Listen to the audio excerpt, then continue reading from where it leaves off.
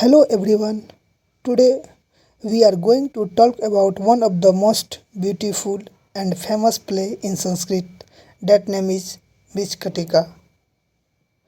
Mrishkatika means the little clay cart. दोस्तों आज की इस वीडियो में हम मृच्छकटिका के समरी को डिस्कस करने वाले हैं।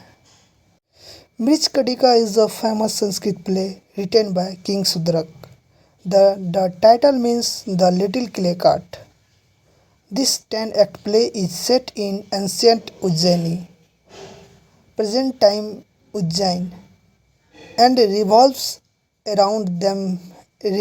around themes of love, compensation, justice and social equality.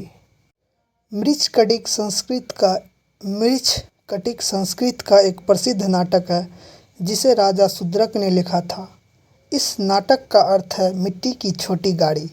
यह नाटक 10 पार्ट में लिखा गया है और इसकी कहानी प्राचीन उज्जैन नगर में घटित होती है। यह प्रेम, करुणा, न्याय और सामाजिक समानता पर आधारित एक बहुत ही सुंदर नाटक है।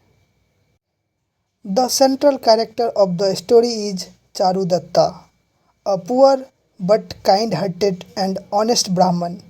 Once a wealthy man, Charudatta lost all his riches due to his generosity and charitable nature.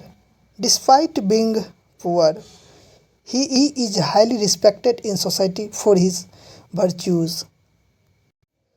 इस कहानी का मुख्य पात्र चारुदत्त है, जो एक गरीब लेकिन नेक दिल और ईमानदार ब्राह्मण है।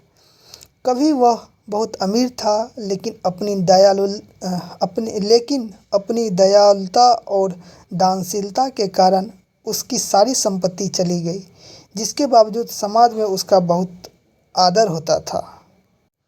द फीमेल लेड इज वसंत सेना, a beautiful, intelligent and wealthy courtesan. Courtesan, that means dancer. She is deeply impressed by Charudatta's noble character and falls in love with him. Charudatta also loves Vasant Sena, but he hesitates to express it openly because of his poverty. However, their love gradually deepens and becomes sincere. इस कहानी की एक और मुख्य पात्र है जिनका नाम है वसंत सेना, जो एक सुंदर, बुद्धिमान और धनी गणिका, जिसको नर्तकी कहा जाता है, वह एक नर्तकी है। वह चारुदत्त के गुणों से प्रभावित होकर उससे सच्चा प्रेम करने लगती है। चारुदत्त भी वसंत सेना से प्रेम करता है, लेकिन वह अपने गरीब होने के कारण झिझकता है उसको कहने से कि मैं भी आपसे प्यार करता हूँ। फिर भी दोनों का प्रेम धीरे धीरे गहरा होते जाता है। On the other side there is a Samasthanaka, a wicked and arrogant man who is the king's brother-in-law. He too wants to marry Vasant Sena, but she dislikes him and rejects his proposal. Enraged by the rejection, Samasthanika tries to kill Vasant Sena and leaves her unconscious. Then he falsely accuses Charudatta of murdering her. वहीं दूसरी ओर समस्थानक नाम का एक दुष्ट और घमंडी व्यक्ति है, जो राजा का साला है। वह भी वसंत सेना से विवाह करना चाहता है, लेकिन वसंत सेना उसे नापसंद करती है और उसका प्रस्ताव ठुकरा देती है। इससे क्रोधित होकर समस्थानक वसंत सेना की हत्या करने की कोशिश करता है और उसे अचेत यानी बेहोशी अवस्था में छोड़कर चला जाता है।